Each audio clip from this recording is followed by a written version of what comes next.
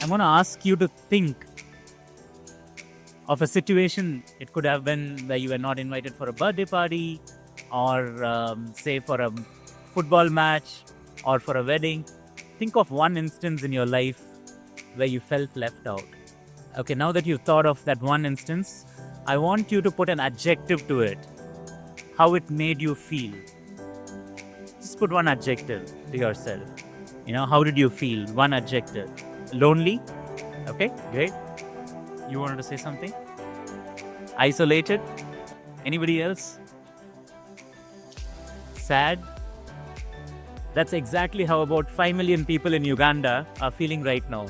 We have 5 million people with disabilities in Uganda, and across the globe, maybe give or take about 1 billion people, right?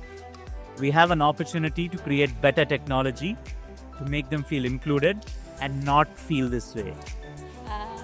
Sensors Hub, together with Capital Therapy Clinic, they organized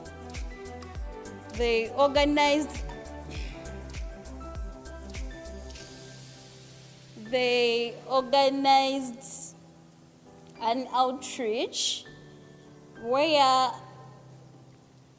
they were carrying out an exercise where they were identifying people with speech impairments and other kind of disabilities. So my impairment is speech. It started, I don't know whether I grew up with it, but it started when I was around 5 years. That's when I realized I'm a stammer. And back then it was very worse. Now, even speaking, if I don't beat something around me, I don't talk. And my fellows could repeat after me, like could imitate me. Instead of giving, like at our school, I used to be assistant head girl.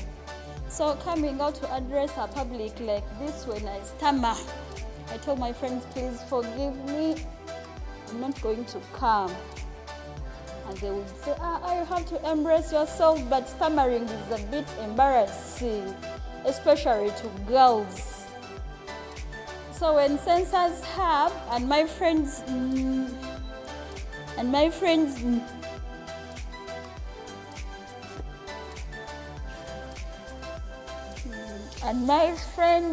my weakness. So when Sensors and Capital Therapy organized such an activity, I was informed and I was among the participants.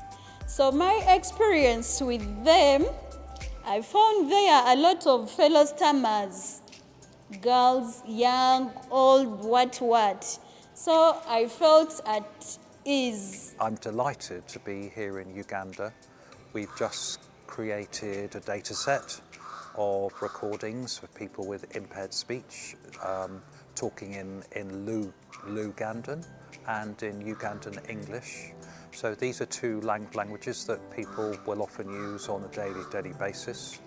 And we're building a speech recognition model for people with impaired speech here in Uganda to be better understood speaking in Lugandan or in Ugandan English. So the idea is for people to be better understood here in Uganda.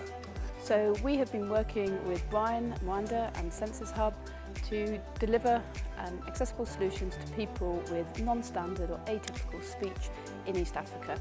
So working with the Sensors Hub team, we have collected non-standard speech data from Kenya, Uganda and Rwanda. And separately we have trained automatic speech recognition models so that computers can understand people with slurred or impaired speech. And now we are here in Uganda doing the third hackathon. We've done one in Ghana, we've done one in Kenya, and now we're kicking one off here in Uganda, where all of these brilliant minds from Makerere University and beyond have descended here so that we can create new applications that are fit for purpose in this environment. We are hoping some of you will be interested in doing more research in automatic speech recognition in Uganda and beyond, and contribute to the knowledge that already exists. So the research part is one of those tracks that we hope some of you will join. And we have 3 tracks in total. So there's the research, so researching what exists, what doesn't exist. Basically, it can be anything that you think would be interesting and a good contribution to this field.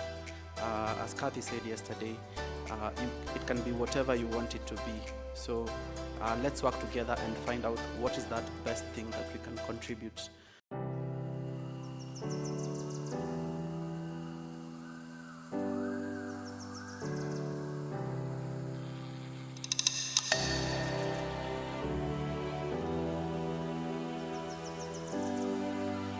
In relation to the innovation sprint, where we're basically trying to champion ideas from students, from researchers and developers out there, we are happy to really host the automatic speech recognition sprint, where we want to really support and ideate a few ideas from students to support digital inclusion for the impairments for individuals with speech, which I think we believe can be scaled up later on into realistic solutions that serve the needs of the people who are impaired in speech, as a means of helping them really cope and adapt with various trends in the current day-to-day modern world where we are living.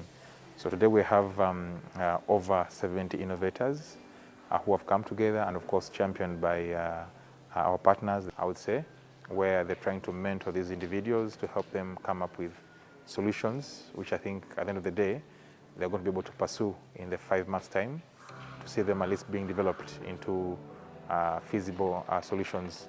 And of course for this, we think some of them can even go ahead to publish research papers that can later on inform further improvements in developing speech inclusion and speech impairment solutions to help these individuals with disabilities in that segment. This training has really opened doors for us to collaborate with other professionals about the project we started earlier when we collected data at Capital Therapy Clinic in Bulenga.